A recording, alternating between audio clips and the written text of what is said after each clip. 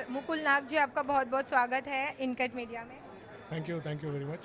Sir, सबसे पहले तो मैं मूवी के बारे में पूछना चाहूँगी जिसके ट्रेलर लॉन्चिंग चल रही है, क्या कहना चाहोगे आप इसके? देखिए, एक मैंने सुना है, अभी ये बच्चों के ऊपर फिल्म है।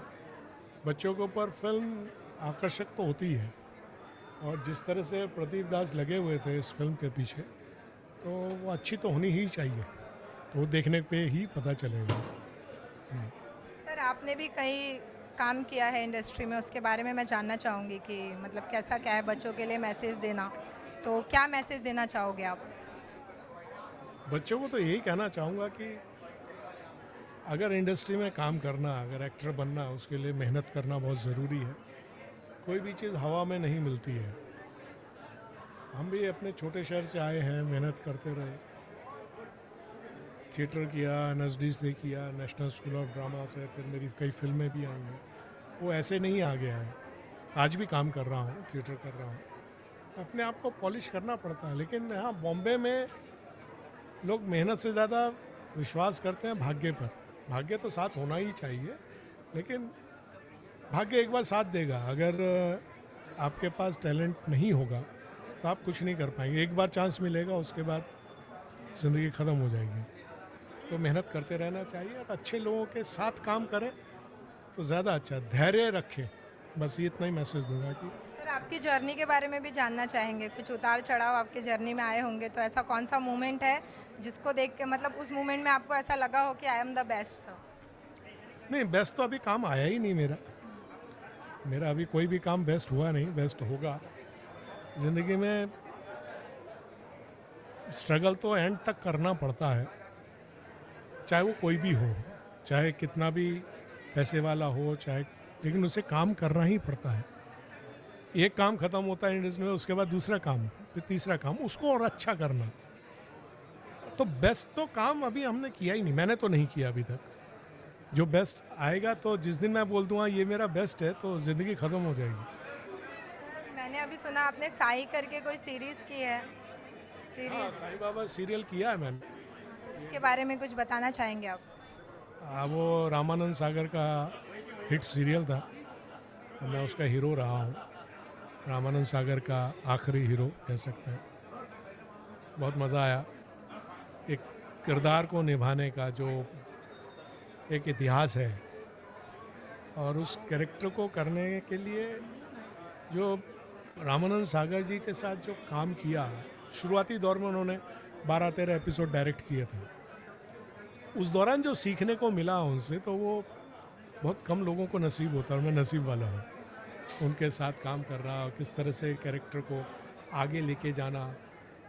क्योंकि एक सीरियल में क्या होता है, बहुत लंबी जर्नी होती है। तो लंबी जर्नी होती है, तो एकदम से भागना नहीं चाहिए। जो उनका जो पहला लेसन था, एकदम से भागो मत। लंबी जर्नी है, तो उसको धीरे धीरे धीरे धीरे धीरे धीरे लेकर जाओ।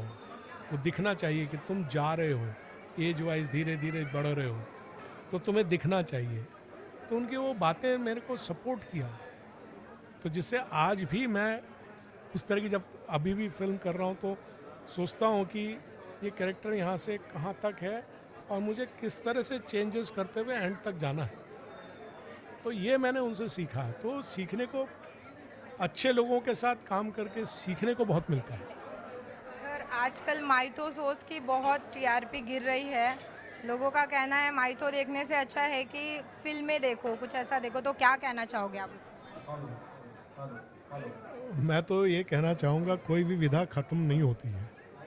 हाँ, ड्रॉप होता है, उसका फिर ऊपर होता है, तो ये चलता ही रहता है। जैसे फैशन में घूम फिर के वही फैशन आता है ना, तो उसी तरह से आज माइथो थोड़ा सा नीचे जा रहा है, तो कल ऊपर उठेगा। कोई नई चीज़ लोगों को दिखना चाहिए ना। वो सेम लोग फॉलो करने लगते हैं, तो वही का वही देखते देखते आदमी परेशान हो जाता है। फिर कोई एक सीरियल आता है जो जंप मारता है, फिर लोग उसके पीछे भागते हैं।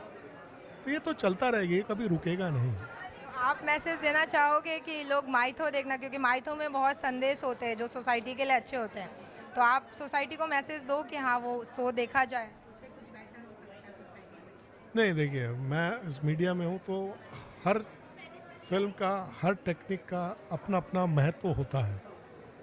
कोई भी आप ये नहीं कह सकते ये इसी में मैसेज है, ऐसा नहीं है। इतनी अच्छी अच्छी फिल्म, अभी ये फिल्म देखने के बाद पता चलेगा इसमें भी कुछ मैसेज तो होगा ही ना। तो क्या माइतो देख के ये नहीं देखें? तो इस तरह का देखना चाहिए। तो मैसेज तो हर फिल्म में होता है, आपके ऊपर है कि आप उसको कहाँ तक लेकर जाते हो, उससे क्या लेते हो, ये आपके ऊपर है। मेरा बोलने का मतलब है कि आज के जनरेशन में बहुत, जैसे रामायण हो गया, किसी को मालूम ही नहीं, बहुत कम मालूम है कि हाँ ऐसा हुआ था, ऐसा नहीं हुआ था। तो वॉच देखना ज़रूरी है। इसके ऊपर आप क्या मैसेज देना चाहते मैं तो ये कहता हूँ पुरानी रामायण देखें, पुराना महाभारत देखें, यूट्यूब में मौजूद है। तो वो जो सीरियल बने थे बड़े मन से, दिल से रिसर्च करके बनाया था। अभी के लोगों में रिसर्च की वो बात नहीं है, वो फैंटासी पे चले जाते हैं। एक और रामायण आई थी सिया के राम, उसमें रामचंद्र जी घोड़े से कूदते हुए तीर मार रहे हैं। मैंने कहा ऐसा कहाँ से हो गया? आप फैंटासी में चले जाते हो, इसलिए स्तर गिर जाता है ना। आप जो चीज़ है उसको उसी तरह से प्रेजेंट करो तो अच्छा प्रतिसाद मिलेगा। अगर आप वो उसके ऊपर चले जाओगे, उसको फैंटासी में फैंटासी की चीज़ है, फैंटासी बनाओ ना। राम को कूदते फांदते हुए लोगों के जहन में आता ही नहीं है। राम मतलब वो तो उनका धनुष उठाने की भी ज़रूरत नहीं है, मतलब इस तरह की। लेकिन जैसे महादेव हिट हुआ था, तो महादेव को अलग तरह से लेकर गए थे। वो इसलिए हिट हुआ क्योंकि उसमें कंप्यूटर, ये ग्राफिक्स, उसका इफ़ेक्ट आया। उसके बाद इतना ग्राफिक आने लगा कि उसका महत्व ही ख़त्म हो गया। तो ये चलता रहेगा, आगे भी आता रहेगा। हैं? Thank you so much sir, thank you.